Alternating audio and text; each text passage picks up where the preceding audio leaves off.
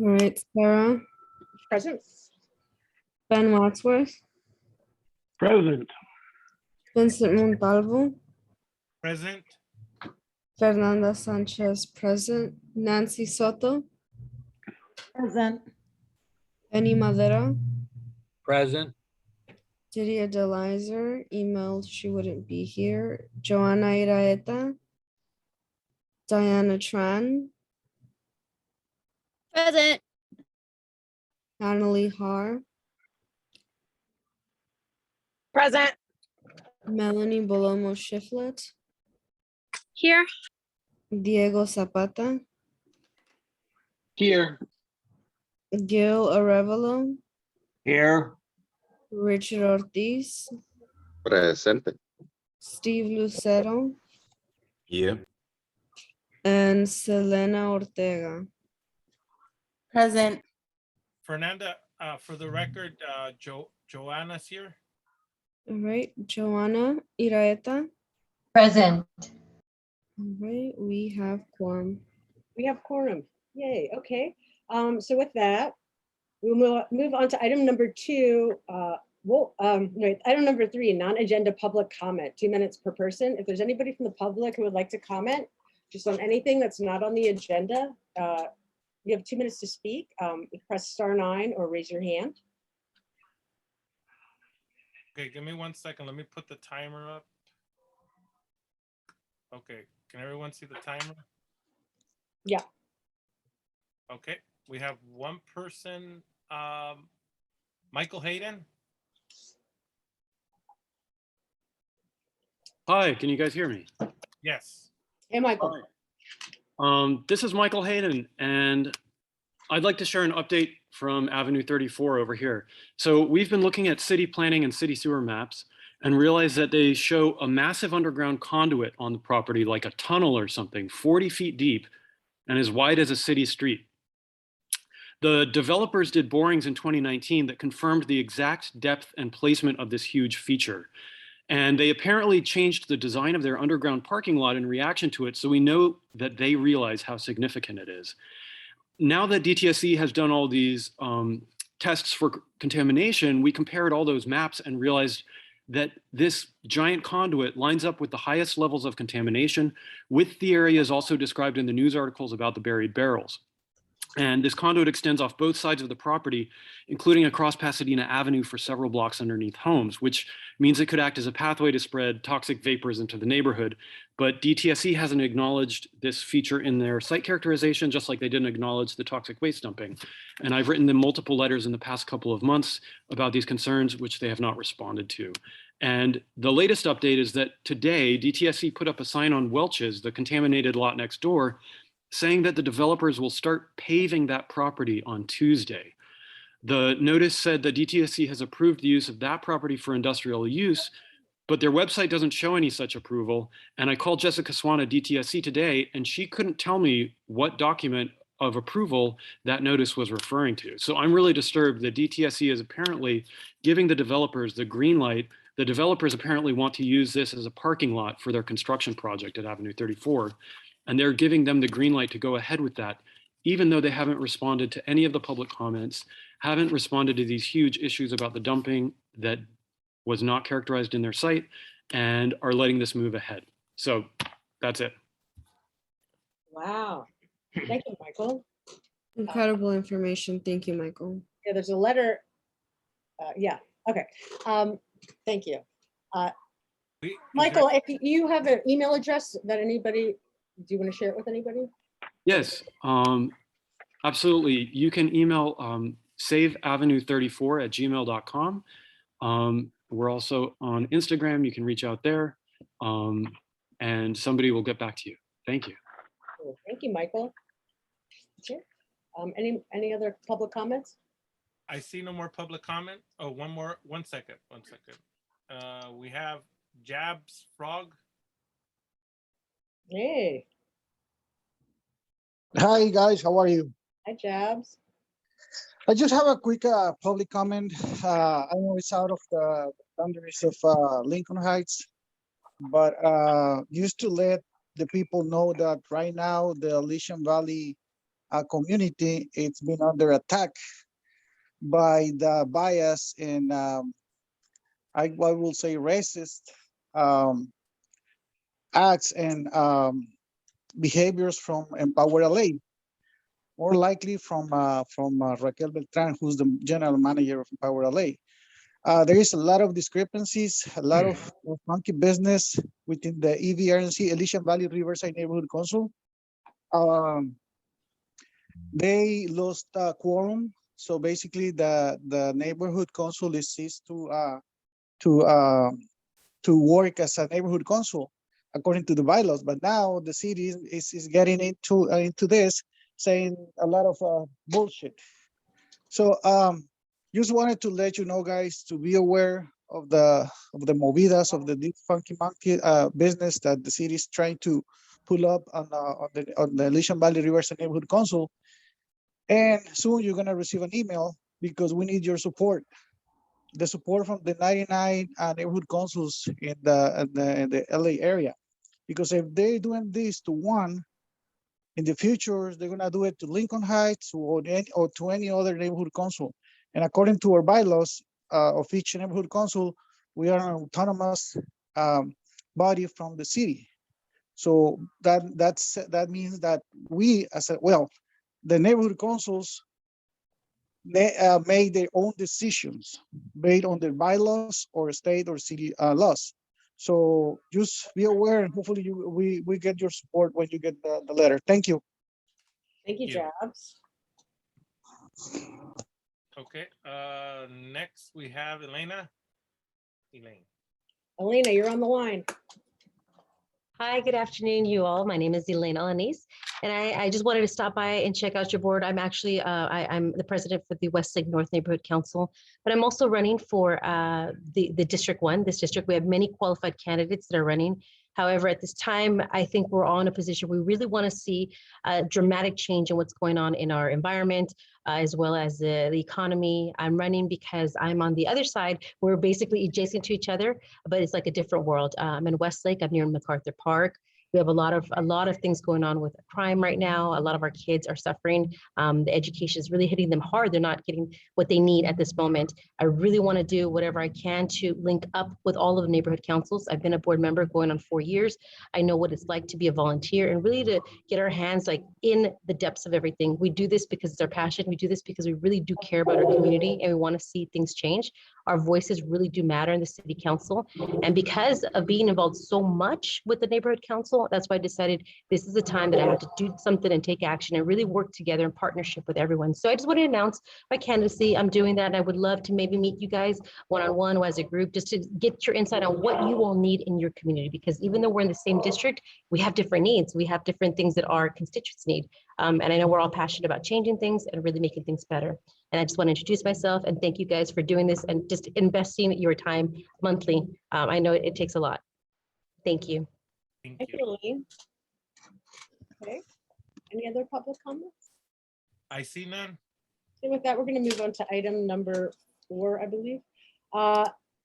Community and board announcements, 2 minutes per person. We'll start with the community. If there's anybody from the community who has an announcement, just to broadcast to the whole city or community, please press *9 or raise your hand. You have 2 minutes to speak. I see none in the community. Okay, do we have any board member announcements? We have Gilbert. Yes, this is regarding the program and service committee. In the possibility that maybe there's somebody will vote for me, but by the same token, if there is a board member who does not want me to serve as chairman of the program of services committee, I certainly don't want to do it. So I'm announcing at this time that I'm resigning as program chair of the program and service committee. I'm sorry that because of the pandemic and my age, I'm 84 years old, I just don't get out. I don't go out. So I regret that I'm was not able to devote the time that I felt that I should. But if there are objections, then I'm resigning. And thank you very much. Thank you. Thank you, Gil. Thank you, Gilbert. Thanks, Gil. Oh, Any other board member announcements? yes, we have Deanna. Hi. Okay, so I did tell you guys about college acceptances last time, right? Mhm. So I just found out that I got accepted into Berkeley with Regents with a full ride this weekend. Wow. Yay, Thank you. congrats. What is that? Thank So you. How many Yay. schools did you apply to? Oh, I applied to 30 colleges. I already got accepted into 5, including Berkeley. Three. And Congratulations. thank you. And I also got thank you. And I also got accepted to another college in Connecticut. It's called Wesleyan. It's in Connecticut. It's called Wesleyan. I also got a full ride to that. I got an even better full ride from them. Wow. And then Diana, just for the attendees, for the public, like you grew up in Lincoln Heights your whole life, right? Like Yep. the high school here. Yeah, I go to Los Angeles Leadership High School. I went to the middle school too, the Los Angeles Leadership Academy Middle School, and I also went to HILLSIDE, which is why I'm really passionate about quite a few things. And yeah, and I'll be going to Connecticut, but then hopefully after 4 years, I'll be coming back. Better. We'll be waiting here. Okay. Congratulations, Deanna. Thank you. I'll miss you guys. I mean, you'll still have me for another like 6 months, but The countdown begins. Thank you. yes, it does.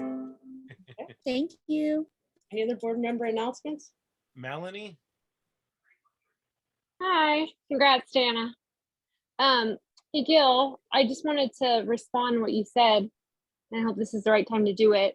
You know, if you feel like that's the best move for you, obviously we support whatever decision you make. I just wanted to state that I feel like no matter what your age, maybe that means that you can't get out as much maybe as some younger members. I think Melanie was muted. There we go. Where did I lose you guys? The age. Okay, Yes, yeah. age. So yeah, Gil, I just you have so much more to offer that others wouldn't, you know, because we don't have the amount of experience that you have. So I just don't want anyone in the council to feel like due to any kind of age or sex or I don't know, anything disability that chairing a committee is out of reach. So, you know, we all bring different things to the table. But again, if you feel like it's the best move for yourself, obviously support you, but just wanted to throw that out there. Thank you. Okay, we have no more board member comment. Sarah, we can't hear you. Hold on. I just have an announcement for the public about COVID rental assistance from federal money, state. Housing is key. It's housing.ca.gov. If you owe rent from the past, if you need your utilities covered, just sign up for it. Even if you think you might not be able to make rent in the future, sign up for it before the deadline's over. Just Google housingiskey.gov. Yay. All right. So any more board member announcements? No? So we're going to move on to government announcements, item number 5. Is there anybody from the government who would like to address the community? Please raise your hand or press *9. Do you have anybody, Vince? I don't we have one. Cynthia Cynthia Cruz. Cruz. Hey. CD14. Hi everyone. Cynthia here from Councilmember De Leon's office.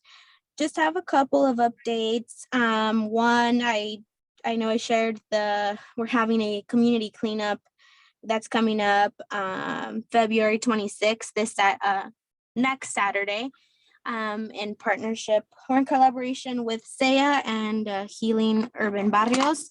So that's coming up. I shared the flyer. I mean, we would love for anyone that wants to participate to come out and help. It should be a really good cleanup. And if you guys have any suggestions of locations that we can hit, definitely let me know too. We're still coordinating the different sites that we want to address. So that's that. I also wanted to announce that 1 second, let me bring it up.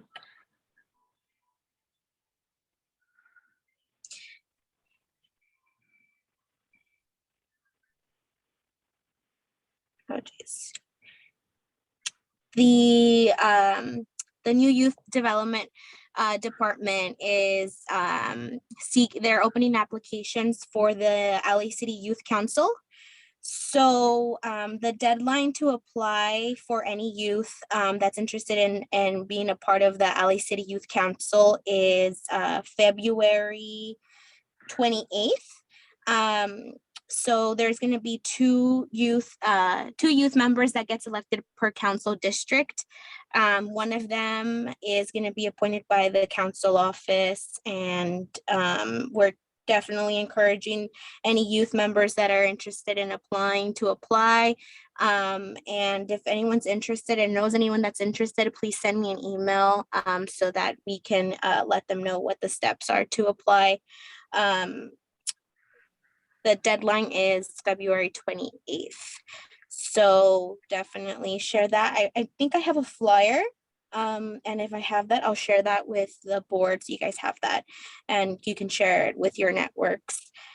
And that's basically it. The other thing I want to mention is that we're slowly trying to move stuff into the field office in Lincoln Heights, which is across from Lincoln High School at 3516 North Broadway. We definitely want to open it up for office hours and have staff there at least 3 times a week.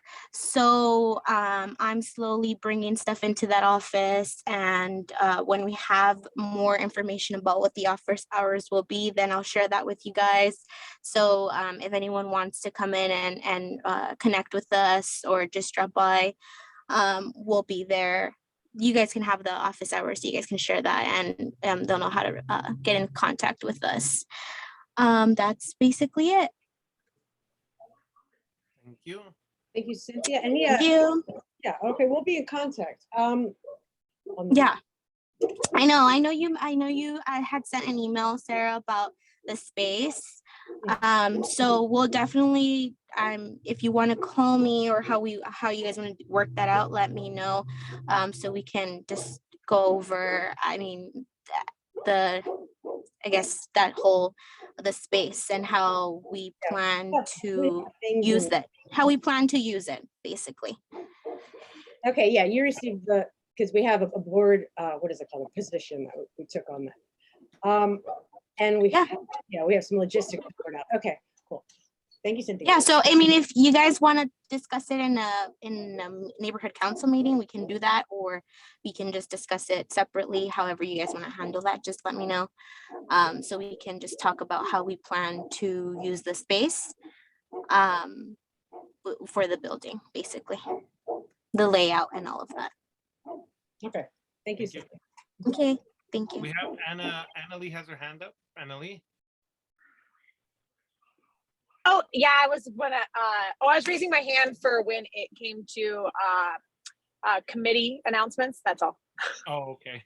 Okay, Sorry. so for government reports here. Oh, Jose Galdames.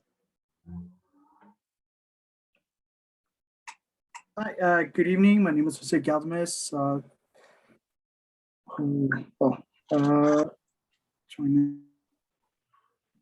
wait, he's cutting out. Oh, it disappeared. Okay, that was our done rep, Jose. Should we wait? There we go. Oh, there. Okay. Hi, good evening. Thank you. Just a quick update from since the beginning of the month. So just informing the board and also any committee members as well, if they're interested, the department will be holding a workshop for political and legislative advocacy guidelines. As neighborhood councils are starting to plan out candidate forums or hosting candidate forums, the department just wants to give this opportunity to provide them with information on the sample state process, things to consider when planning to hold such events. And if you have any questions, it's a great way to take that chance to ask any questions for any clarifications you may have as well during that process itself. And yeah, so that will be next Thursday, February 24th from 6:30 to 8:30. And yeah, that's pretty much it. Unless you have any questions, please, yeah, let me know. I have a question. So if a board member hasn't done the planning in 101, are they allowed to vote on pluck items that are just at the general board for the final vote? Yeah, so board members are able to vote on the planning 101, on any land use items. I think the requirement falls under the PLUM committees, where the PLUM committee members need to be in compliance with the training, especially the majority of the quorum, in order to hear the items as they're being recommended to the board. And at the board meeting, it does not, the board members are not all required to take the training. It's just the committee. Okay. The first step. So you can, to everyone on the board, yeah, you can vote on these planning and land use items at this meeting. It's just that to go through pluck, the pluck members had to be certified. Okay, cool. Any other government reports? Don't see any. Okay, so we're going to move on to item number I guess 6, committee announcements. We'll just run through the committees real quick. I'll do one for planning and land use. We had a meeting yesterday, and we have a new pluck member, and we're still open to public board members. So if there's anybody from the public who wants to be on the planning and land use committee, just email me, sarah.lhnc@protonmail.com. Any other committee announcements? We'll run down the list. We met with the sustainability, and in sustainability, we have a new committee member, Joanna. So congratulate her. She'll be at her, I think it's going to be her first meeting at the end of this month. And yeah, we're ready for, so if anybody has anything that has to do with sustainability, we're also, one of our agenda items is that we're going to be changing the word sustainability in the title of our committee. And that is because it was unequitable for our community. And so we're looking out for anybody that has any suggestions or anything like that, or any, issues with sustainability that the committee can take up. So you can send it to myself, Vincent Montalvo, or to Diego Zapata. So we'll be more than happy to see. And if any board member would like to listen into sustainability, you can, but you can't participate. That's just the way the rules go. Thank you. Well, thank you, Vince. So next, Rules and Bylaws Committee, Ben. Yeah. The one thing is a point of order. You need to announce the new community pluck member. Okay, I do. Okay, so our new community pluck member is Christian Adams of Lincoln Heights. Now he's officially on the committee. He's officially on the committee. He's been very vocal on planning and city planning meetings, our general board meetings too as well. So yeah, great guy. Thanks, Ben. Yeah. So so the Rules and Bylaws Committee, that Ben, can we? There's a deadline for changing our rules and bylaws. It's April. Jose. Yeah. Yeah, but you can't change them unless we've got the super quorum, which is 18 votes. Okay, so we still have to get a couple more board members still. Right. Okay. Yeah. So The deadline is April 1st. Okay, thank you, Jose. All right, so to the public, if you want to be on Lincoln Heights Neighborhood Council, we have vacancies, and we're going to get to that item. Okay, so next committee, we could go to the tenants' rights ad hoc. Fernanda? No update for me right now. Wait. I have an update on not anything too long, but for city and government liaison, I don't have anything. But for the elections committee, our last 2 meetings are up on our YouTube if anybody is missed them and wants to catch up. But I'll be attending the training on the 24th. regarding the hosting of candidates. So Yeah. hopefully, once I gather that information, I'll go ahead and set up another meeting so that we can bring everything together. Cool. Yeah, so everybody knows the elections committee sets up the CD1 council member, the debate for the candidates in Lincoln. Town Heights. hall. Yeah, the town hall. So we're still kind of unsure if we'll be able to meet in person. So we have to get the okay from Don on that. But it's a big event for all. So if you want to join this elections committee, if you're from the community, you want to help set it up and be part of this, email Selena. Selena, what's your email? Yeah, or if anybody wants the information to the training that'll be happening on the 24th, I can forward that information to anyone. Cool. And it's selena.lhnc@gmail.com, right? That's right. Okay, cool. What's our next committee? Any other committee? Outreach committee. Do you have any updates, Nancy? I don't see any other hands up. Hi, no updates yet. Okay, but a meeting's planned and then, okay. We have Anna Lee. LGBT liaison, have you had any meetings? None at all. Okay. So no more updates. Okay, so we're gonna move on to the next item. Hold on, we have Anna Lee's hand up. Oh, Anna Lee. Hey. Hey, yeah,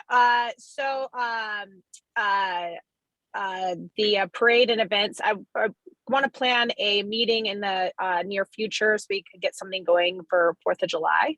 I know lots of money last year got forwarded on. So and also I should have announced this earlier, but I spaced it. So but I know that a lot of people are candidates are collecting like for their petition signatures and stuff. So if there's any candidates that you guys support, you can look. I know that like Kenneth Mejia has information on where he's collecting signatures and other candidates. So if there's anybody that you guys like and you want to sign their petition, then that's active right now. So that's all. It's for the community. Yeah. Community be active in the CD1 upcoming elections. Yeah. Oh, right. Okay. I don't see any more hands. We're gonna move to 7, budget committee. Vince.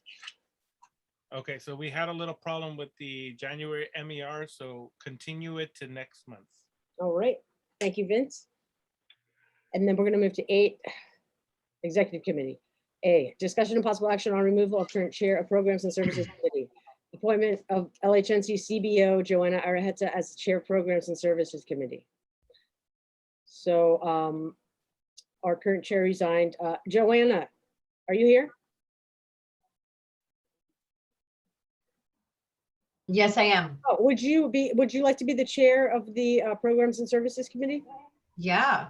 Okay. Let's do it. Okay, so we'll have to take that for a vote. No, we don't. Oh, we don't? Nope. The president may make an appointment. It's a vacant position. All right. That's that then. Congratulations, Joanna. Hey, Dawson, yes. Services. I was muted. It's an important committee, especially now. The community needs services and programs. Okay, B, discussion possible action approval on approval of minutes for December 16th, 2021 general meeting. I'm gonna table that till next meeting. Sorry, everyone. C, announcement of LHNC vacancies, business rep 2025, business rep 2023, area 1 rep at large 2023, area 2 rep resident 2023, area 3 rep at large 2023, area 4 rep resident 2023, area 6 rep resident 2023. I also want to make the announcement. Yeah, Victor, he had to move, our area 3 rep. So he's no longer on the board. So his seat will be open too, but we have the supporting documents for this, for all the positions and the stakeholder requirements, as it's a supporting doc, and it's also, yeah, on our website for the public. Have we received any applications for vacancies, Secretary or Madam Secretary? No. No? All right, so we will move on to the next item. Oh God, what did I do? Sorry, guys, my computer freaked out. Here we go. 9, Planning and Land Use Committee. A, discussion of possible action on letter to city planning, PLUM Committee regarding 2417 to 2455 North Thomas Street and 2428 to 2436 North Gate Street. That's the former Little Flower property. Case number CPC 2019-4983 GPA VZC, sequel number ENV-2019-4984 ND. The proposed project is a change of use from a school, daycare, convent, dormitories, playground, and chapel to storage, office, and motion picture television uses. The request includes a general plans amendment, GPA, from low residential to neighborhood commercial, and a vesting zone change of VZC from QR11D and QR1D R11D HPOZ to QC2-1D and QC2-1D HPOZ. The proposed project also includes the potential development of an additional 10,000 square feet of office use on portions of the project site that are outside of the current HPOZ boundaries. Pluck vote TBA 21622. So we had the Pluck meeting yesterday, and the item was approved, the letter was approved. We have it as attached. So the determination was to deny the zone change and the GPA amendment. I'm gonna make the motion to approve the letter, the opposed letter for CPC 2019-4983 GPA VZC sequel. ENV 2019-4984 ND. Is there a second? Second. Oh, Richard seconds. Okay, so Richard seconds. So board comment and then public comment. Okay, board member comments. Vince, can you pull up the letter? 1 second. So we have a couple. So them going there is not going through? Well, the committee made a determination and that's recommended to the general board, but the general board then votes again on it. So, it could oppose it doesn't have to agree with what the planning and land use committee recommended. Is it this one, Sarah? Yeah, that's it. It's just a general kind of planning and land use one. Just saying, yeah. So just to brief the board on what it is, this letter is to oppose the Little Flower project as it was presented to us. And there was a lot of concerns about what it was going to be used for, right? So we had the council representative Emma out and really didn't give us any choices on what would happen with the property other than two. If we allowed the development to go through the way it is now, it basically would just be the reuse of the old buildings with the potential of using 10,000 square foot project on one side, a new build. Now, if we didn't allow this one to go through, what would end up happening is that it could be opened up to R1 housing.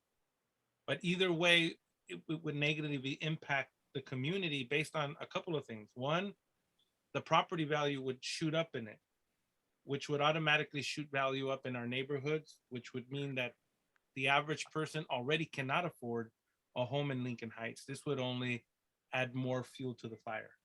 So there's a lot of other components to it too. And that's the reasons why the committee decided to send a letter of opposition for the general board to consider. So when we vote on this, if we approve it, we are opposing it as it stands. And if you support the project, you would vote a no on this. So a yes for the opposition to oppose it and a no to not oppose it. And we have Melanie. Hi. I'm in the Pluck. I was there for the meeting last night. I can't stop thinking about this project, and I have a lot of concern about what happens either way, but I feel a little paralyzed in making the right call here because I don't know if like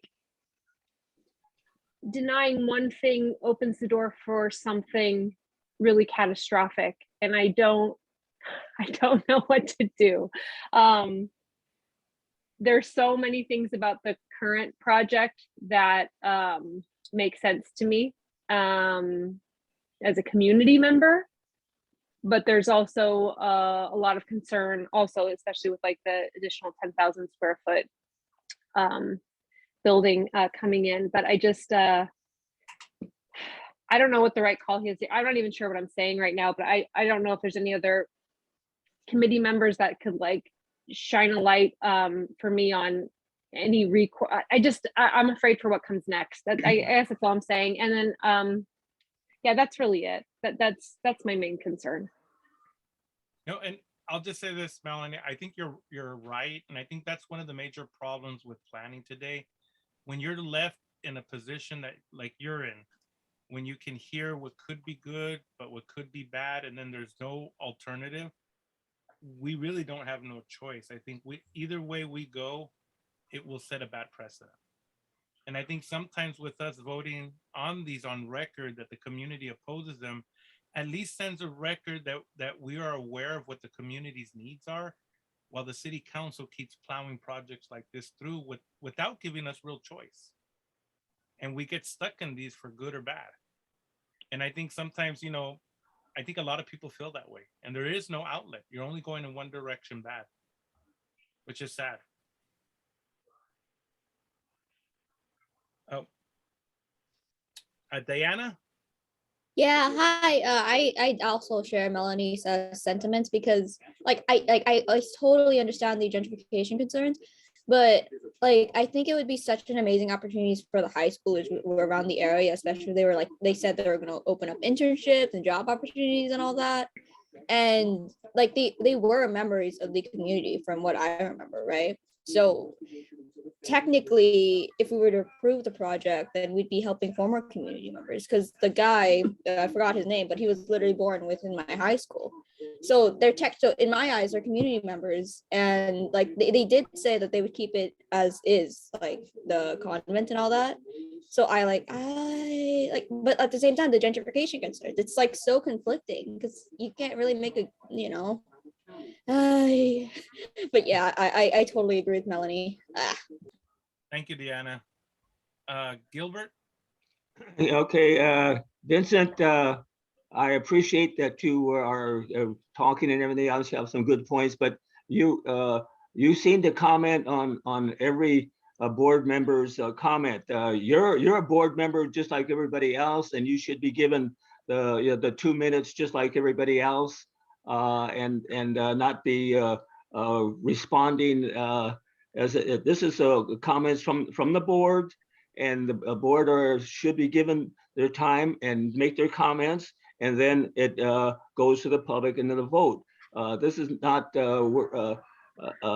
unless you have different points of view to bring up, then you would be in order just like every other board member, and that's what you are, a board member. This is not a time to be you don't have the right to respond to every board member's comments.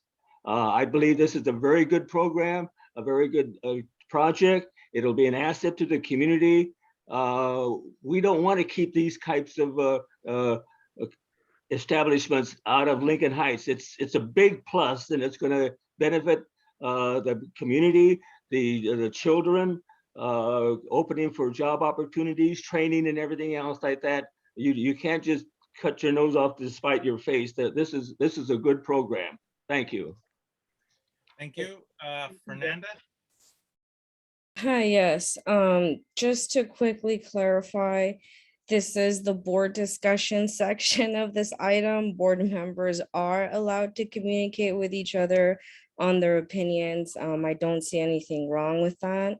Additionally, in regards to, you know, the sentiments that have been expressed regarding the conflicting aspects of this program, as someone who has academically studied gentrification, as someone who has lived in Lincoln Heights pretty much my whole life, and now as someone who has experience with grassroots movements and the systems in place on how these decisions are made, I do want to point out that whatever decision the neighborhood council makes on this item today essentially is going to be used as a recommendation to the city. And what that means is whatever decision we have today is what's going to be documented on the stance of our community. It's not necessarily going to stop the development or whatever that, you know, the business owners want to do with this property. This is more of documenting what the stance on the community is. And it's hard to make these kinds of decisions when there's pros to certain projects and when the business owners are, you know, saying a lot of really nice, pretty things. One thing that I do want to remind the board is that verbal intentions and verbal promises are not legally binding in the future. It doesn't really mean much. And in terms of the kind of precedence that this will set is something that we do not want to set forward if we are a community that wants to preserve Lincoln Heights. And to preserve Lincoln Heights doesn't necessarily mean to like not improve or whatever words you want to use. It's mostly about catering to the Native community that has been neglected and oppressed for a very long time, and a community that is actively being displaced, underrepresented, not heard. And the stance that we have documented on these kinds of projects is very important for communities like ours, specifically because stuff like this never goes documented. Our voice in opposition is never heard. It's erased. Our entire history and culture is just completely disregarded. We're gaslighted all the time about what we face in our communities every single day. To me, the decision that we make here is more about documenting what is happening here in Lincoln Heights and representing our community that has not had a voice for a very long time. Again, the decision that we make here is not going to stop the owners or anything. It's going to be used as a recommendation to the city, and it's going to be something that's documented. At the end of the day, the city is going to make their decision whether they approve this or not. But I think it's our responsibility to have documented that we stand with the majority of our community in opposition to these kinds of projects that do not cater to our community. Thank you. Thank you, Fernanda. Joanna? Yeah, I just wanted to add that I share the same, you know, I as much as I can see the pros, and I went into their email. Okay, so the trend is to try to live close to where you work.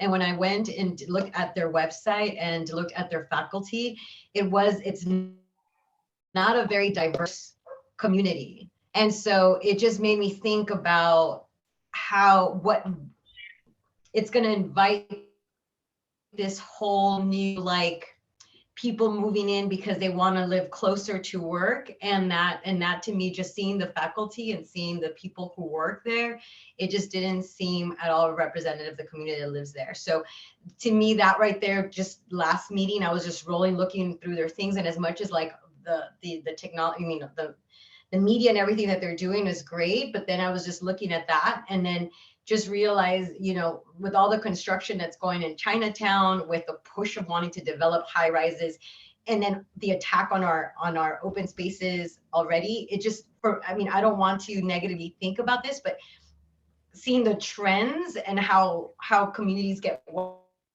wiped up and change, just looking at the faculty, just looking at the people they're hiring, to me was kind of demonstrating in some sense, like, what are the change, you know, the influences that could, you know, bring huge changes that push and displace our community here. And so that was my main concern, just looking at their website and seeing like who are making decisions inside the faculty already. Just wanted to add that. Thank you, Joanna. Esmeralda? Hi, I actually want to be in the film industry, and this does seem like an exciting idea for Lincoln Heights, but it's I'm a little curious why they chose that spot. There are other vacant areas in Lincoln Heights. Like that store that's been closed down for a long time. It's actually used for crew parking sometimes. There's the Lincoln Heights jail.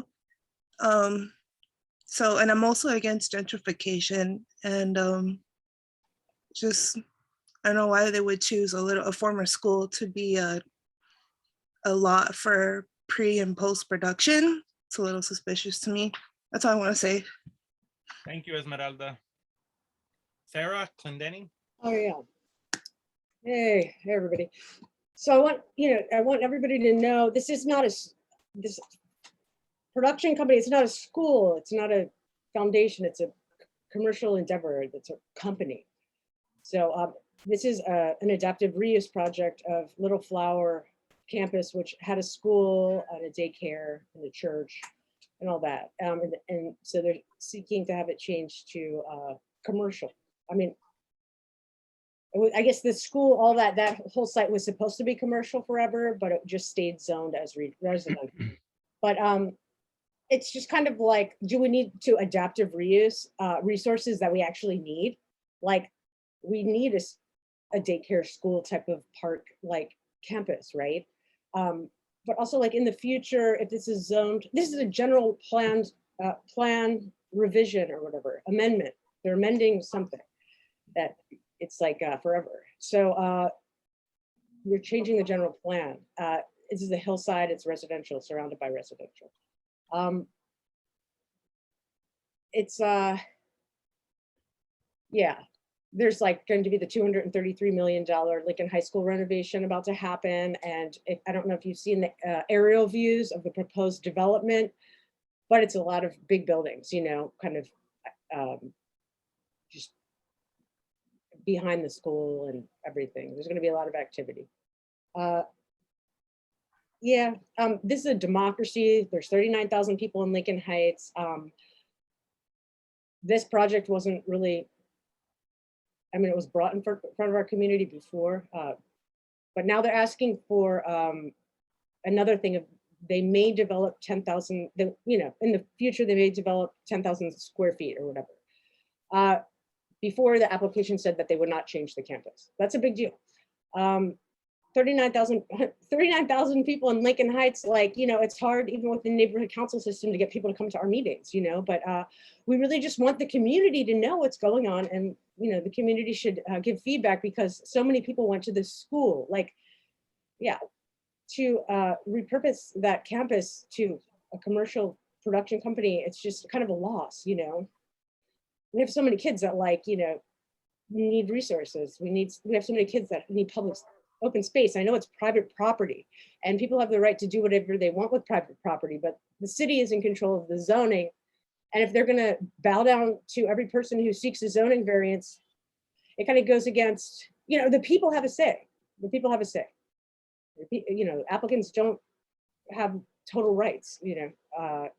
It's a democracy. So we are, yes, this letter is a recommendation to the city, but we hope that the city listens to us. We hope elected public officials take into consideration the view of 39,000 people. And that's what I have to say. Thank you, Sarah. Diego. Thank you, Chente. Yeah, I definitely want to sympathize with Melanie and Diana. This is certainly not what I would define as like the poster child of gentrification, right? It's a little more nuanced, and so it certainly necessitates having a little more thought behind it, a little more deliberateness and intention. I appreciate everyone's thoughts, and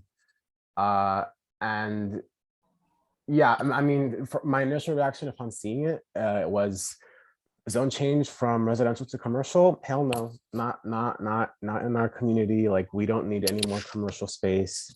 We already have a hard time accessing affordable housing and a right to even stay here, but the last thing we need is just more empty, vacant storefronts in our community and the commodification of our open space and residences, right? And you know, the addition of that 10,000 square foot like office space is certainly not a joke. You know, like that's over the size of your average mansion, right? 8,000 square foot, 10,000 square foot. Like that's a big building, or like that's a big footprint that they want to add to that space. The thing that makes it hard for me is just like it, kind of what Chente was alluding to. There is no win here. The ideal situation was that remained a school, that remained, Little Flower Missionary School, and kids can continue using it as a space for educating themselves and learning and growing and that kind of thing. But we've lost that opportunity, and so it's hard to wrap my head around what the alternative could be there, particularly given that it seemed that the person who owns it now did. It seemed that the original owners, the Carmelite sisters, Carmelite nuns, they trusted this person, right? That I take that into consideration. I also need to take into consideration as a representative of our community, what community wants. I haven't heard too much about what community wants, just because, we have a hard time getting public comment here. I'm not sure if even most of our community members are even aware of this. And so it's just hard navigating all this. And I also wanted to point out that, like, I forget who the representative was from CE14, but she mentioned something along the lines of that zone change would be more strict in allowing what would actually happen in that space. But I don't know. I don't know land planning.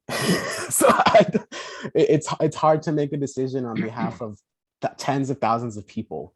But yeah, I just wanted to point out that this is certainly a challenge, and I respect everyone's opinion. We're all just trying to do our best. So thanks. Thank you, Diego. Selena?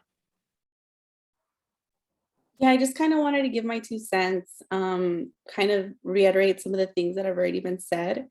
But I do want to say that mostly that I respect that the owners did have a close relationship with the sisters, and they did have an agreement that the infrastructure in general was not going to change in terms of the entire building, the main campus being demolished or just completely torn down. And I totally respect that, because I know that not everybody has that intention to come into a community and respect certain infrastructure to a certain degree. But just like everybody said, like, it's almost like it's really hard to pick a side, And then on another note, I also think about the opportunity that this could bring to community members and students alike, who might want experience in this field, because I know that this is not a field that is populated with many people of color. And I say that because my partner is actually in this field, and he is like one of like 2 people in a huge company. So I know that this can be a good opportunity, if that's what they're trying to come in and offer us. But again, we would have to ask to know. Thank you, Selena. Sarah, we have no more board comment. We can open it up to public comment. Okay, we're going to open it up to public comment. If there's anybody from the public who would like to comment, you have 2 minutes to speak. Please raise your hand or press *9. Okay, we have Paul, Gary.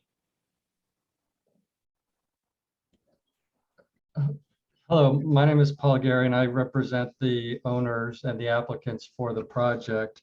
And I wanted to just address a couple of things. The general plan amendment and zone change would only allow for office use and the motion pictures, and it would not allow any residential uses anymore. No other commercial uses would ever be allowed other than what they're proposing, and no schools would be allowed either. And these are legally binding conditions that would be imposed in what are called the Q conditions and T conditions that the CPC adopted. And at the CPC hearing earlier last month, there was no opposition from anyone testifying against the project. Public hearing notices were sent out to a radius of 500 feet from the project site, and there was only support and no opposition to the project. So the broader community has had input into this project and has not opposed it. The office uses, they're low-key, quiet jobs. They won't be disturbing the neighborhood, and crucially, that the uses will enable the buildings to be retained and a productive use of the site maintained in the future. The Queen Anne House will also be restored by this owner separately. So there are a lot of benefits to the community, including the jobs that will be created. There certainly is no plan B for the use of the site by this owner, and a school could not even open anymore because the variance that existed for that site terminated when the previous school moved out. So only residential could be built on the property without any other kinds of planning actions. Thank you. Thank you. Okay, our next speaker is Jabs Frog. Hi, Jabs. Yeah, hi, can you hear me? Yes. Okay, really quick, the film industry, unfortunately, for many that don't know, it's a huge part of the gentrification problem and process in our communities. Unfortunately, whatever revenues the city gets from this industry, that goes to update the current infrastructure of our communities for them, not for the community, as is happening in many of our communities. Unfortunately, by bringing high-end and commercial offices for businesses or housing that could or bring other high-end businesses or possible residents with higher earning levels than the current long-term residents, this alone will rise property values regardless of what is the purpose of this project, or regardless whatever we said. That's what is going to happen, which unfortunately it will worsen the current gentrification process. Long time, extremely very and low income community members are suffering already. All these available properties within Lincoln Heights boundaries should be dedicated, for example, for public housing, subsidized local long-time businesses that are already here and are owned by locals or long-term owners, or stuff like that, instead of new high-end housing and or commercial offices or wherever. This is regarding the real needs and priorities of the vast majority of Lincoln Heights residents, especially the ones under the state or federal poverty levels that will never be able to afford such new market rate housing or commercial development. Okay. Our next speaker is Jorge. Hi, Jorge. 1 second. Okay. Can you hear me? Yes. All right. Yeah. Thank you, everybody. I want to, first of all, I want to acknowledge and thank the people that are standing against gentrification in our community. And I also want to acknowledge Joanna. Joanna, what's up? She's a good friend of mine, neighbor. I've been a longtime resident here in the neighborhood. My grandma bought the house there back in the 60s, and so I'm second generation living there in the neighborhood. So I've seen it, and I remember what it was like when nobody cared about it. And seeing what's happening now, and everybody wants to move in with all their commercial interests, and it sucks seeing that as a resident.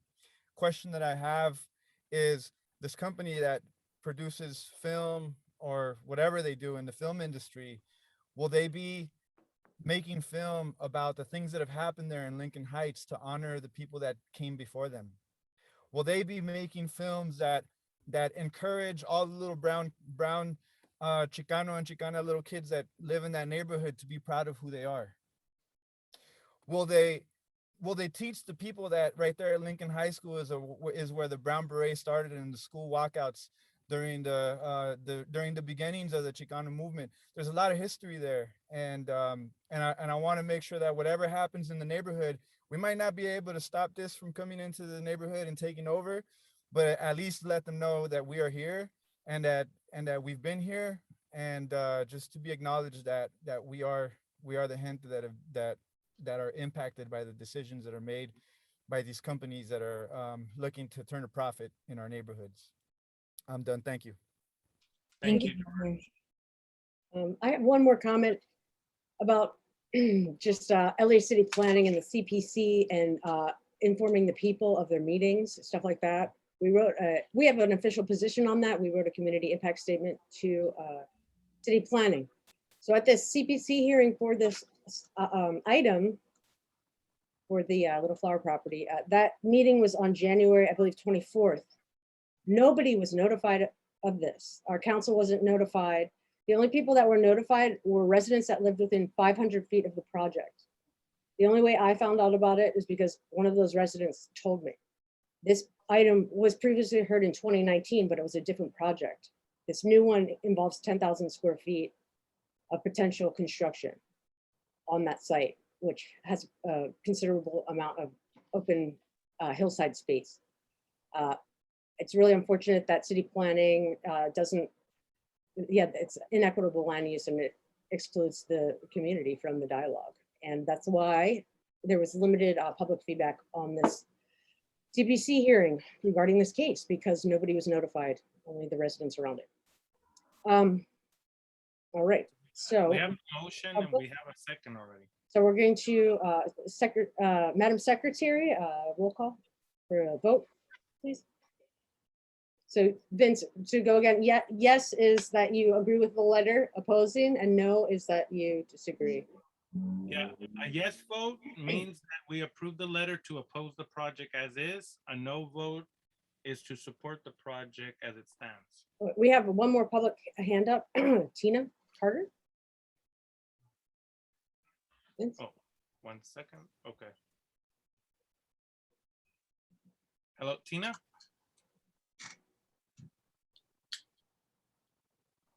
Tina, can you unmute yourself? You should be getting. Yes, I'm sorry, my computer wasn't responding there for a second. Hi, guys. I just wanted to answer some earlier questions that were directed.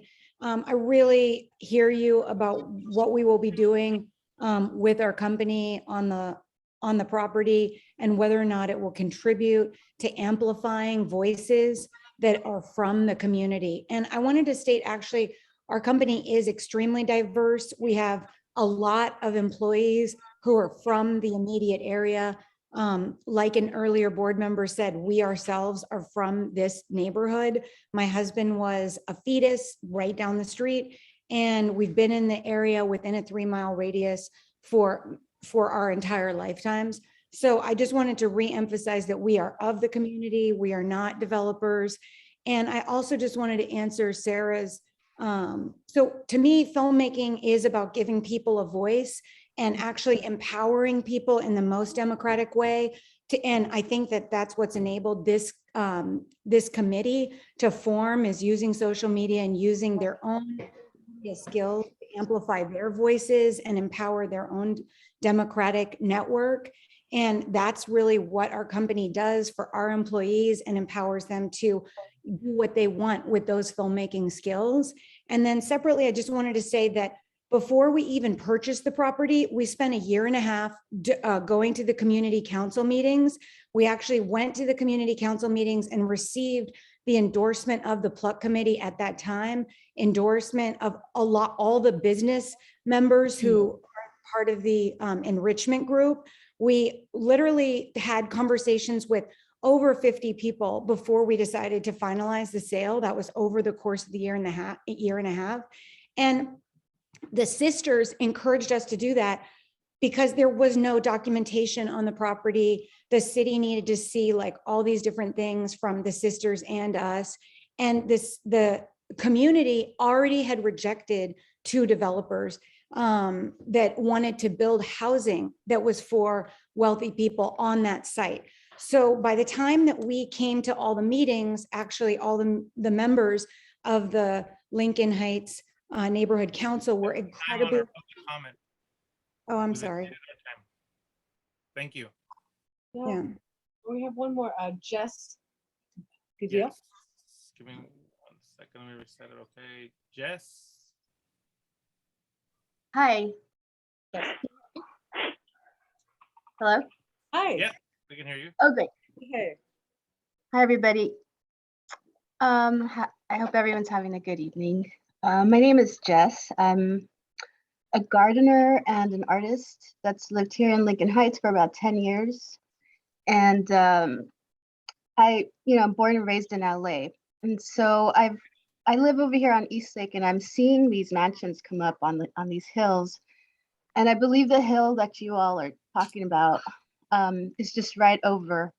I think, well, it's still in line with these hills here, and I'm seeing a lot of development. And it's really troubling, just because the wildlife I'm seeing like come closer to the city. To like I'm seeing, it's always been that I've seen coyotes and owls, but the problem is that these spaces are some of the last spaces, open spaces. And the last thing we need is more buildings. The last thing we need is more, cement on the earth. I think as a longtime resident and LA native, I would like to see these spaces preserved, if anything, and kept open with more, native plants and more discussion about the native people of these lands. So, I would say I represent some of my neighbors here that are seeing the development happen, and I'm gonna work to get them on these meetings. But yeah, definitely oppose it. Any development on these open spaces. Thank you. Jess. Thank you, Jess. We have Andrea. We have one more. Okay.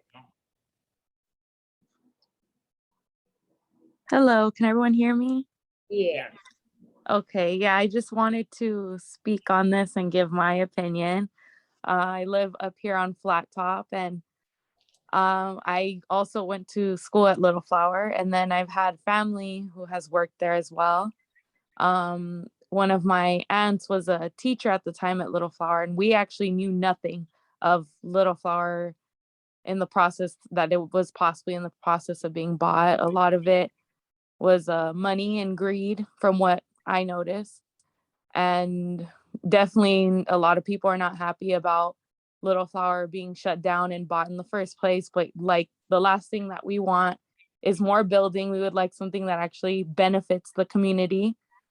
And honestly, I never even knew there were opportunities for the community because I've never heard anything about that place hiring or the filming place. I haven't. So I really was not aware about it even being something open to the community. That's all I have to say. Thank you. Thank you. Andrea. Okay, I so don't see any more public comment. we're gonna go for a vote. Secretary Sanchez. All right. And again, a yes vote is to approve the letter.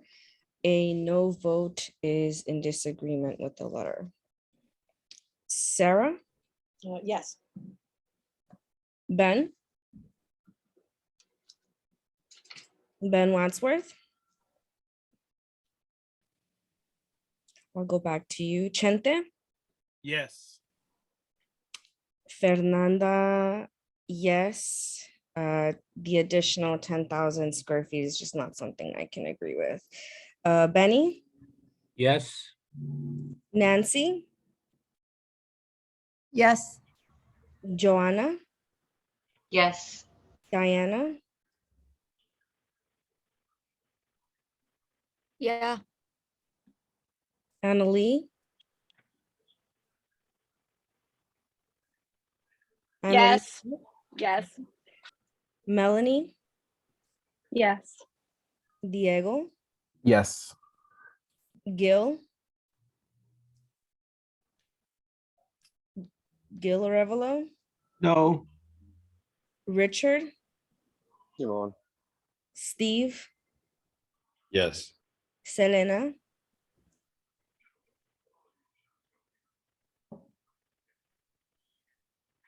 I'll go back to you, Esmeralda, Yes. Ben Wadsworth, Yes. Selena Ortega.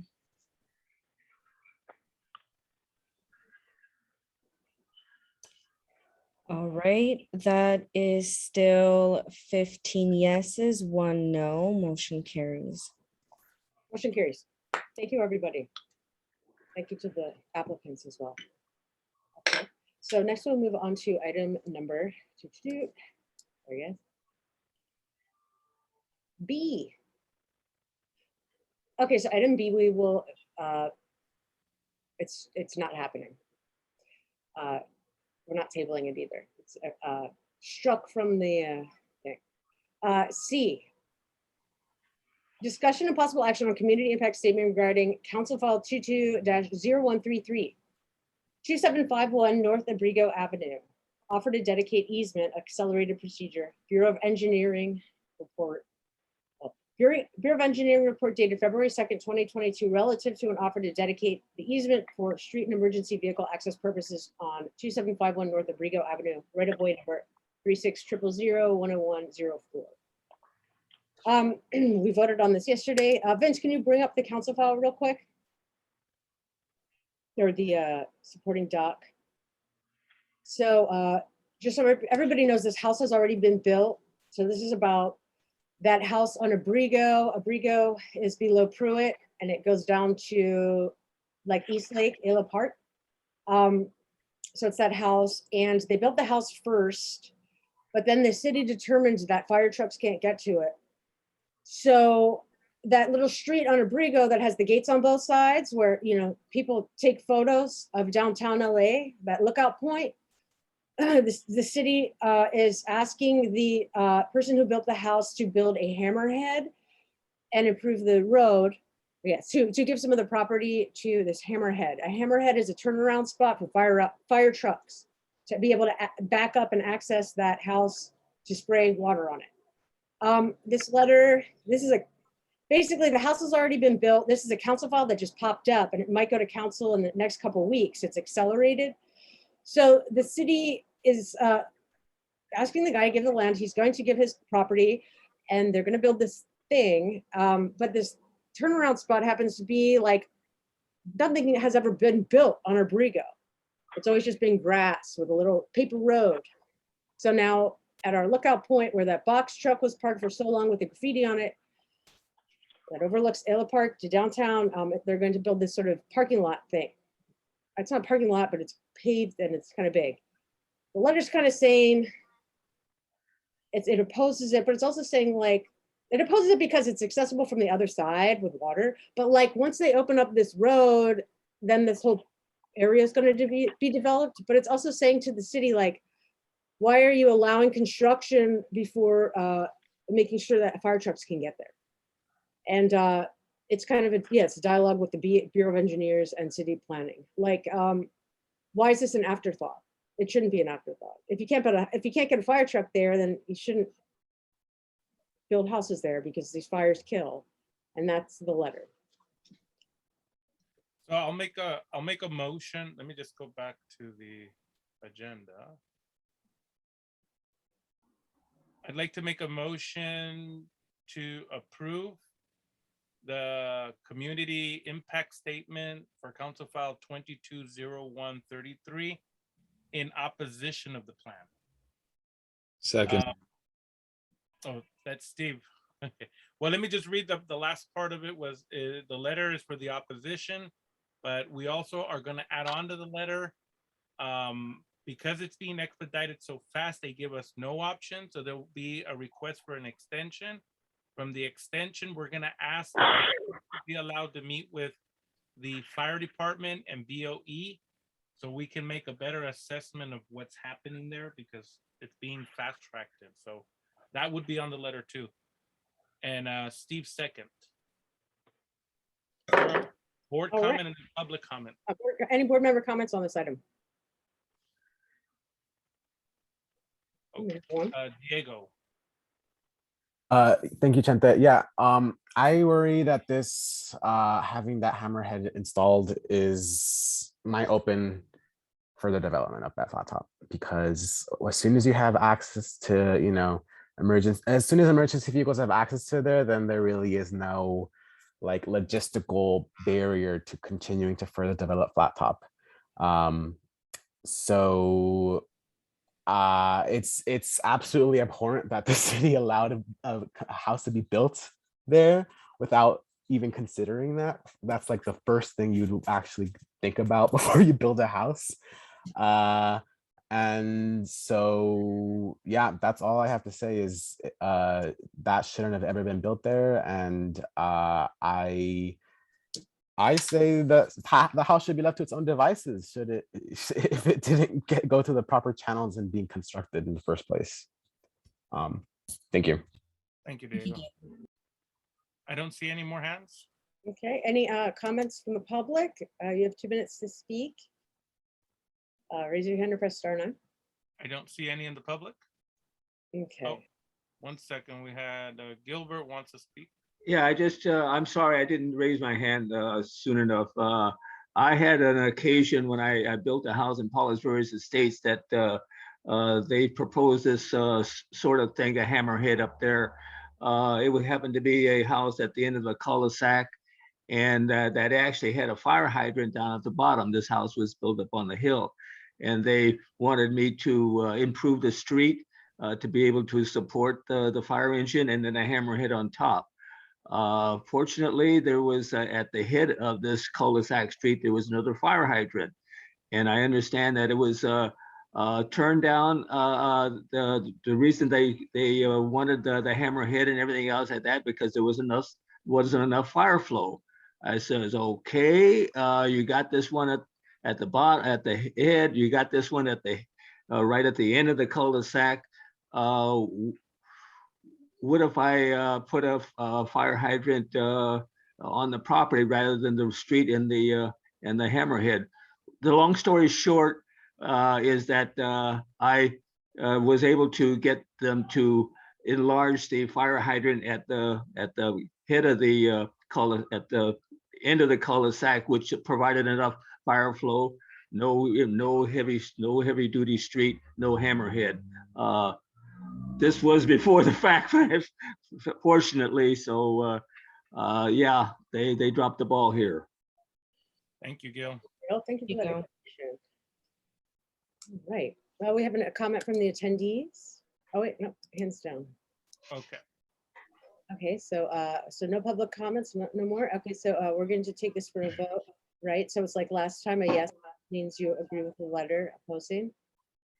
And then asking for an extension and a dialogue with the fire department. Yeah. Okay. Oh wait, we have Jabs. His hand is up. Public comment. Baja la mano. Sorry. I'm sorry, it's my cat. He jumped in my keyboard and started typing. I apologize, but I mean, really quick. I think these areas should be have to be preserved as a natural or sanctuary areas, and that we really need. No more homes, not high-end homes, and that only a few people will be able to enjoy these beautiful areas. That sucks big time. So hopefully you guys keep the hard work, and in the future we could prevent for these developments to keep destroying all these beautiful natural areas. Thank you. Thank you. Yeah, this is an iconic part. Hillside, probably second to Flat Top. For people are always at the spot taking photos of. It's where you can take a photo through the palm tree ring of Ayla Park with downtown behind it. It's like basically that photo is on the City of LA's website, where it says City of LA over LA. So it's kind of like a vista. Very All right. We can go to the vote. Vote. Roll call, please. All right. Sarah? Yes. Ben Wadsworth? Yes. Chente? Yes. Fernanda, yes. Nancy, Yes. Benny, Yes. Joanna, Yes. Diana, Yeah. Annalee, Yes. Melanie, Yes.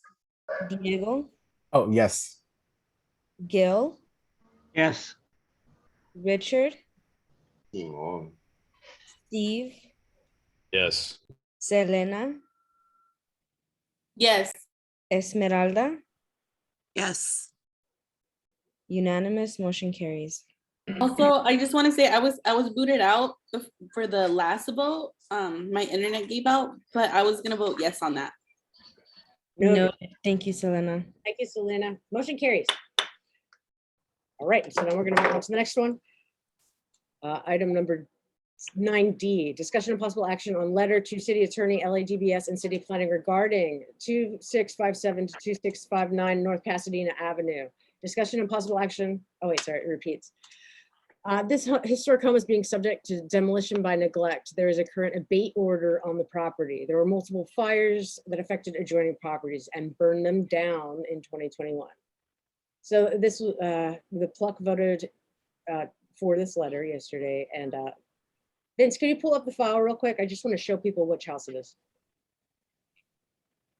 I'm sure you're familiar with this house. Now, this is not a community impact statement or anything. This is a letter to the city asking them to resolve this issue and protect the health, safety and welfare of the community. Okay, keep going down there. All right, so it's that house right there. So it was sold in 2017. Gloria had the restaurant out front. It was shut down.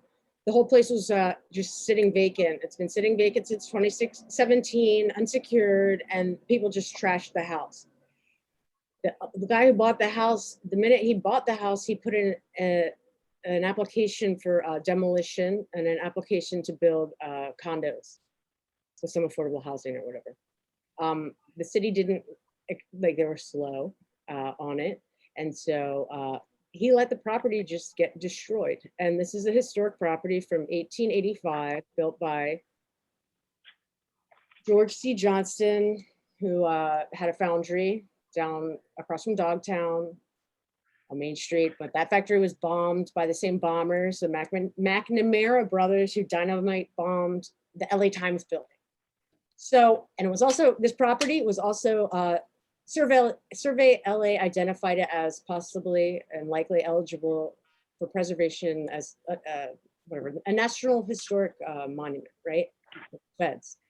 But unfortunately, the house sat, and then just last year, people gutted it. A truck drove up and then took all the inside out, and then people smashed up all the windows. It's very, it's crazy, but the city put an abate order on the property. The guy won't secure it.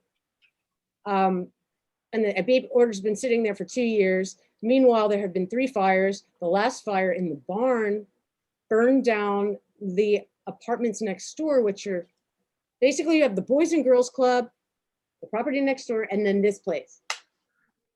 So that property in between it has a building in the front and then like 6 houses behind it, small little houses with people who are not wealthy. And those houses, in their sleep, those people almost burned to death, and the roofs burned off the houses, and they were permanently damaged, and those people were kicked out of those houses during COVID.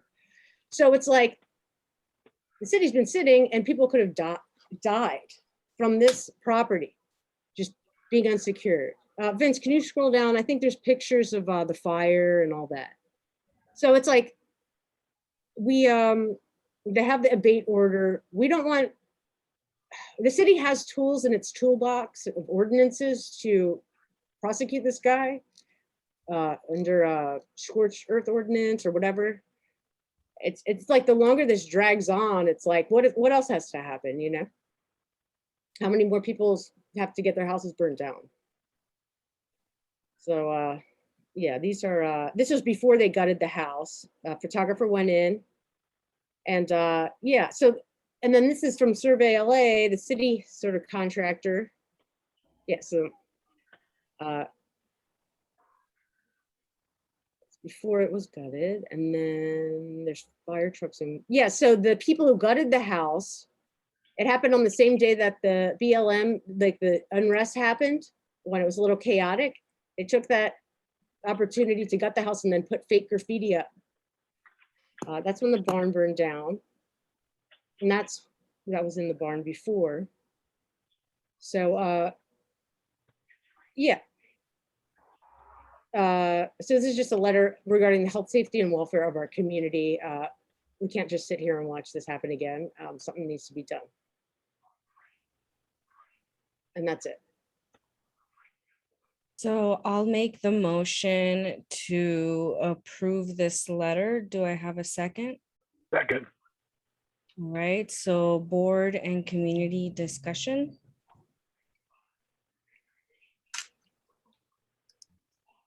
Diego. I just wanted to share that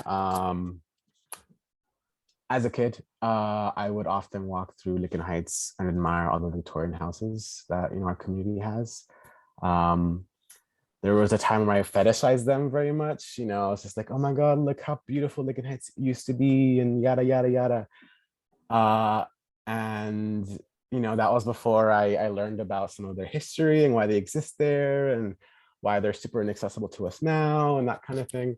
But to me, the Victorian houses are just a testament and a reminder to me of the resiliency of our own community. All those Victorian houses are just a relic of when Lincoln Heights used to be a very affluent part of Los Angeles.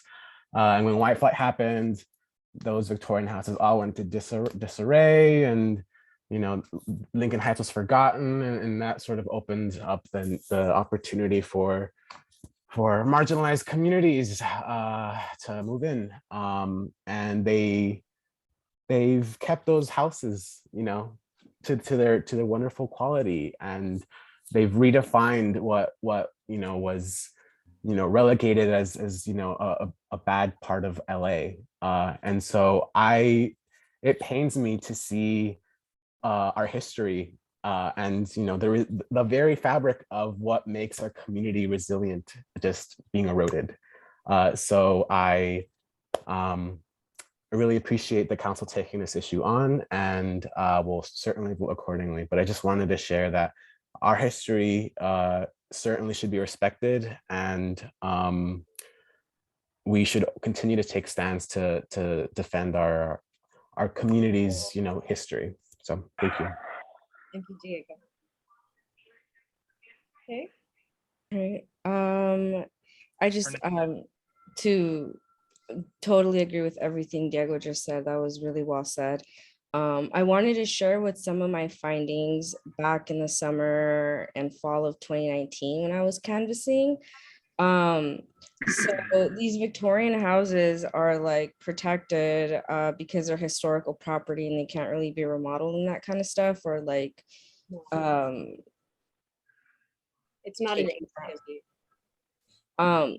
Well, when we were canvassing, what was happening was a lot of people would buy these houses and they do just leave them like to rot from the inside out, so that then they can like claim that it's not like a living situation, and then they completely just turn it and flip it.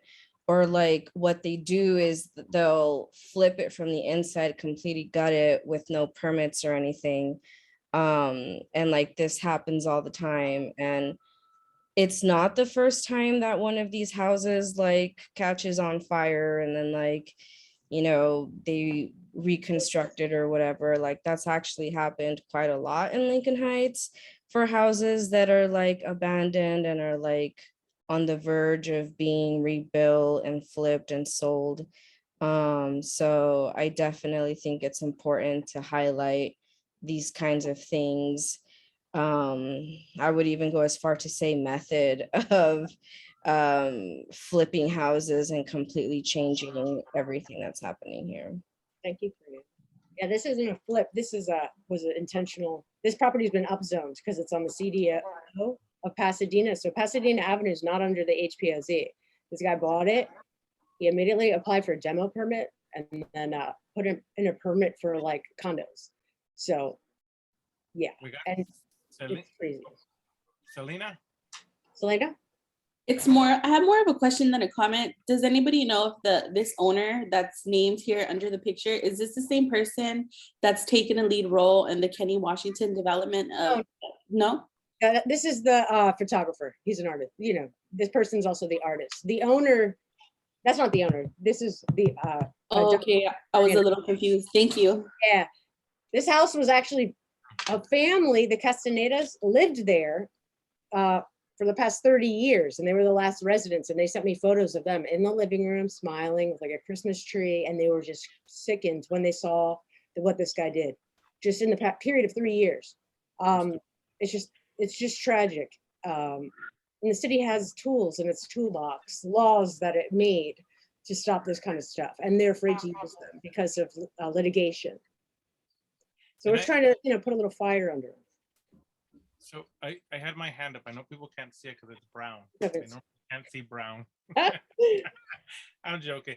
So no, I mean, just wanted to bring some light to it because of the architecture and its house, and it's like Diego was saying, the history. And just this morning we saved one of our original homes from Palo Verde La Loma and Bishop. Most of you guys know it as Chavez Ravine, right? So we were able to preserve it through the historical preservation. And I think this is another good example of trying to enact some of those ordinances and laws, and not only just our city, but there's state laws that we can enact on these historical. We do need to have a historical society, and I'm not sure if we have one that's active in Lincoln Heights, or maybe the council can create one on a board or committee, because without any of those protections, developers will do exactly what Sarah was saying. You have people get in there, vandalize. We have seen the same thing too, where I'm just saying this because I was in the business of restoring homes, and I have a vast collection of antique lighting and hardware for houses. So I know when developers would come in, and those things are worth a lot of money on the open market, but you can't make them no more. That stuff is just a thing of the past, and they wipe these houses out, right? And I think that's something that we have to take into consideration if we're looking at this and preserving our houses, our historical homes. Once they're gone, you're just going to get a gray box. And maybe in the future we won't be here and there'll be something to talk about, but they will never have Queen Anne's, they will never have craftsmen and examples of true American craftsmanship.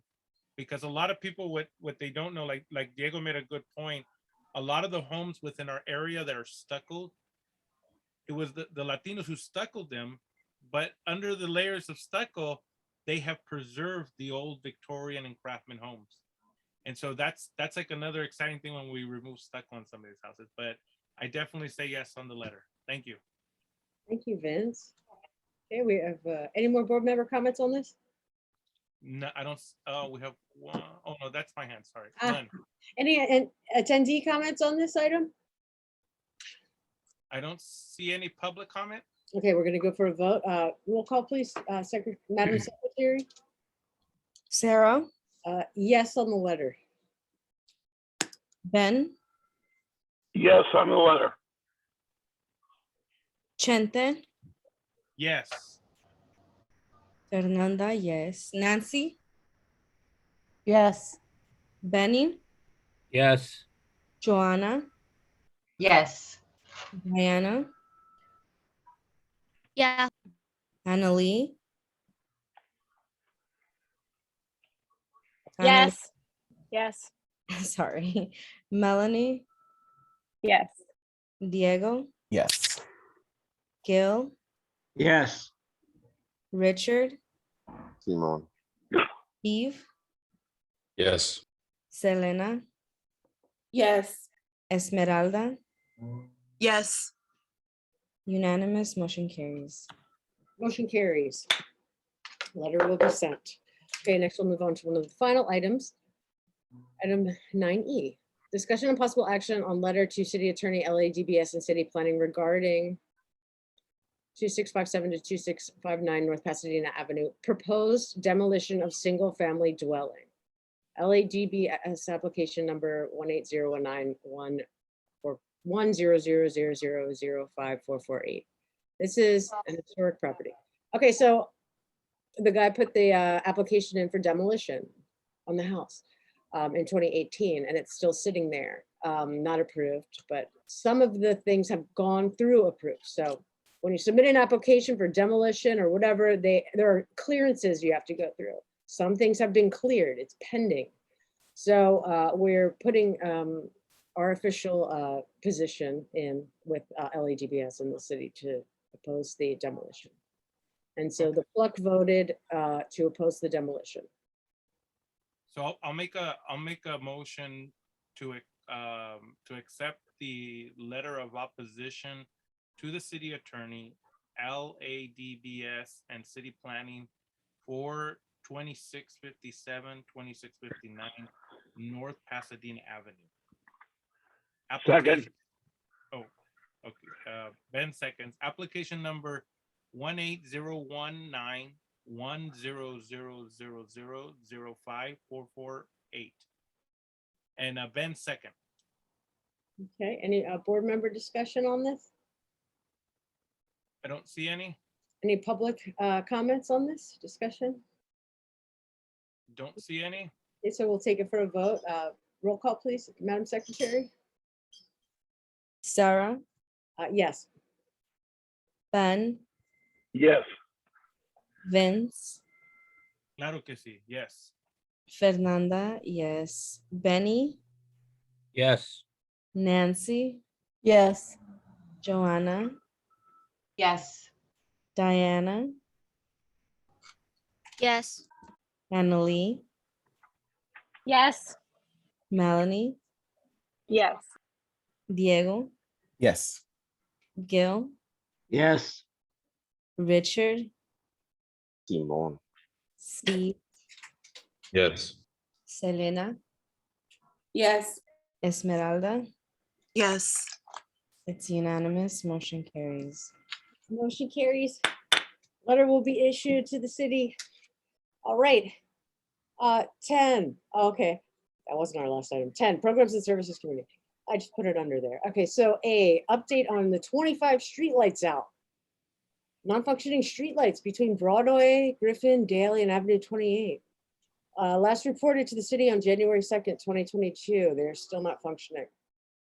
Presentation by Bureau of Street Lighting. We couldn't get anybody to come. We're gonna keep working on this. So there's no action on this, no presentation, but we just want everyone to be aware that we are working on this, and it's important that we have functioning streetlights for the safety of the community. Does anybody want to talk about this? Any board member comments? I don't see any. Any public comments? No? All right. Don't Okay, so then we'll move on to item number 11, non-agenda public comments, 2 minutes per person, just to make sure our community has time to address the board here. Anybody from the community, please raise your hand. We have Jorge. 1 second. Hello, can you hear me? Yes. Yeah. All right, cool. Yeah. So 2 things really quick. I'll be as quick as possible here. So the first one, I want to bring to your memory Niccolo Gobi. He's the one that that's a excavator boy, and he's back, and he's threatened me that he's gonna sue me if I don't move my vehicle where I've been parking it, where my family's been parking vehicles for 40 years. It's on a paper road, and he has access to go up there and do whatever he needs to do. But he's telling me that I need to move my vehicle. If not, he's going to get a lawyer involved, because that is a road. I'm saying it in air quotes, but it's really a paper road, and it's not actually a street. He still has access. Public right of way is still there to him. Just want to put the neighborhood council on notice that I've also notified Officer Huerta. He's the one that engages in the community, and also Cynthia Gonzalez, and they also know about what's going on. And so I'm putting it out here to see if any insights or help that I can get from the neighborhood council as well. The second item that I would like to bring is the homeless encampment that's outside in front of my house. And you know, first and foremost, before I talk about homelessness, I don't judge anybody that is falling on hard times, and I have a lot of empathy for people that don't have a place to live. However, the person outside in front of my house, last name Maldonado, he is a car collector and he flips and sells cars. He's always working on his cars right there.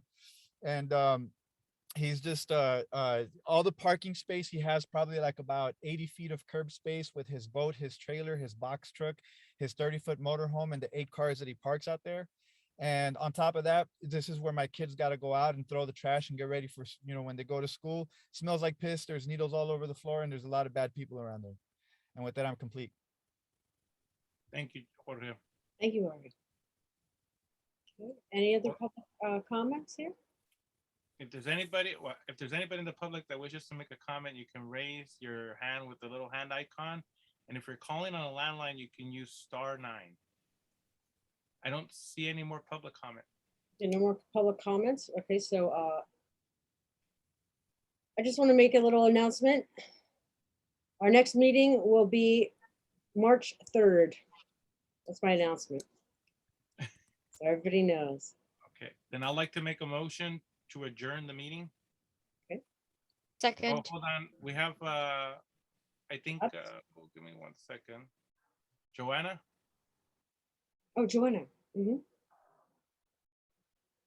Yes, I wanted to see if this is an opportunity to be able to, as a, you know, a committee, maybe possibly work on some kind of solution or resolutions or even resource based on some of the activities that are happening around houselessness. And with the growing concerns, both from like seeing how we've been having to vote on the city trying to implement, you know, criminalizing policies against the houselessness, but at the same time trying to find resources and whatnot to support also our residents. And so I was just wondering whether, you know, as I learned also the process between the neighborhood council, I wondered whether, and in our last discussion, whether we can work to see, propose something where a committee can just come together to kind of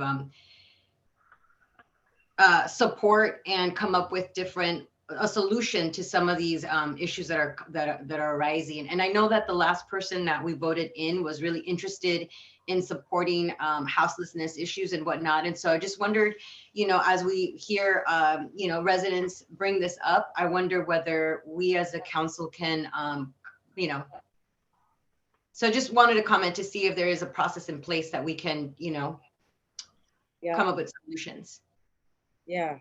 Just in your committees, now that you're chair to the, what committee? I forgot. Programs, services. So programs and services, you can bring it up in the committee. It would be you and the second chair that would create the agenda. So those items, you could actually invite city agencies, agencies that would provide service, and you can question what service, how they can get that service to you, what's free, what's not free, right?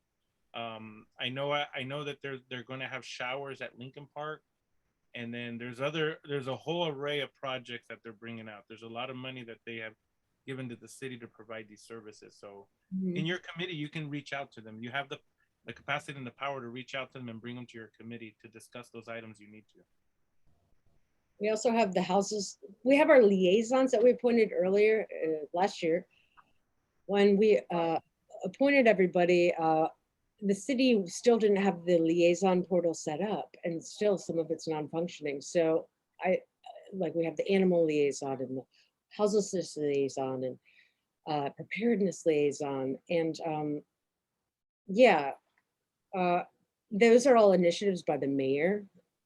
So you interact with that department. Vince, I mean, it's like you would then be on the front line, like doing the city's work. I do not, I would say, like, I do not condone certain activities by the city, especially against criminalizing the unhoused. Vince, do you have a comment on this liaisonship thing? We have our liaisons. We have 3 of them. I think Joanna could reach out to him. If there's a spot for the liaison, she should join it, especially if she's dealing with the houseless situation. the city hasn't had any meetings that I know about, and yeah, the system has been down. It was pretty good before. We'd have like bi-monthly meetings sometimes, and sometimes more often, right? But that should not discourage you to go out and look and bring it into the committee, you know, and start to discuss what options they have, and then have a criteria, like Sarah was saying, how do they treat the issue of houses, right? Are they, you know, are they collecting a lot of information? Are they providing services? Because we've all have had experience with it, some of it positive and negative, and we want to make sure that we treat our houseless people like people and not like they're a problem or anything. That's one of the biggest problems that the city agencies have. They disregard them and don't treat them as people. They treat them more as a problem when they really need a lot of the help. And sometimes the council can provide that little connection, that barrier. So anything that comes out of your committee would be pretty good. Cool. Yeah, and Esmeralda, yeah, hook up with Joanna. Contact you. We have Jabs, Frog, and then Inisis. Jabs? Can you hear me? Mm-hmm. Okay, thank you. I just wanted to thank you, all of you guys, for your amazing work, working on the best interest of Lincoln Heights. We really appreciate your time and your effort and your hard work. Also, to let you know, you guys are not volunteers. You are public elected officials. Whatever the city Empower LA says, or any other councilman, or you guys are public elected officials. You are not volunteers, okay? I wanted to make that clear. And I know there is a plan that Power LA on Monday trying to override that and make you guys only volunteers. Hopefully we can talk about that later and do something about it. But in regards of the amazing that you guys are been doing so far, it's we really appreciate it, and we thank you. Thank you, guys. Good night. Thank you. Thank you, Jabs. And we have one more public comment. We have Inisis on the line. Inisis. Hello, good evening. Can you all hear me? Yeah. Yes. Hi, apologies that I can't be on camera. I'm actually on my way to another meeting, but thank you so much for the opportunity to give public comment. And I just want to start off by echoing, you know, the first public comment that was just given. This meeting has been really amazing to listen into, the in-depth analysis that is happening here. Like, I wish that other spaces had the capacity to make it happen. So just thank you for all the labor y'all are doing for Lincoln Heights. I'm a lifelong resident of CD1, and tonight I'd just like to introduce myself. I'm running for LA City Council District 1. I've lived in Highland Park for over 30 years in the same house that my family bought, you know, decades ago, and it hasn't been without a fight. You know, during the recession, we had to pawn off things to pay the mortgage and all the things. So it's been a struggle, but we're here. And so I'm running to make that easier for others, to protect renters, to fight for our communities, not just be a vote on the city council. And I have just a little bit about my background is that most of my work has focused at the LA County level and at the state level around criminal justice reform and trying to move money out of carceral systems and into community services. I was one of the co-authors and co-chairs of Measure J, the ballot initiative that passed last year. And, you know, this year we got $100 million at least from that. Dedicated to, you know, community recommendations. So just again, wanted to say thank you for your time. And I have a website. It's my name.com, eonices.com. And I don't want to take up more time because I know it's public comment, but I would love another opportunity to meet with you all to share more about myself and about my campaign priorities. Thank you so much. Thank you. Okay. And with that, we have no more public comment. All right. Well, I want to thank everybody for coming to our meeting tonight. I want to thank all the board members. Before I have to make the adjournment, let me make the motion to adjourn. Yeah. All right. 10 seconds. All in favor, say aye. Aye. Aye. All those opposed, let the record reflect no one opposes. You have a hand Jabs up. has a comment. My hands up, Jabs. His hand has already been up. I'm gonna hammer it. Let me see. Oh, I think it keeps flickering. It's his cat. His cat wants to make a final closing comment. Okay. Okay, so our meeting officially ended at 7:55. Thank you all for attending. Thank you, board members. Thank you, everyone. Meeting adjourned. Good night. Safe. Good night. Good night. Joanna, can I get your email? I'm not sure how to spell your first name. There's many ways to spell Joanna. That is true. It has an H and a double N, so it always confuses folks. But I think it's J and my last name at forward it. L.H.N.C. Esmeralda, I can forward it to you. Yeah, please. All right. Thank you, everybody. Okay. Have a good night. See you. Bye. Good night, everyone. Buenas noches.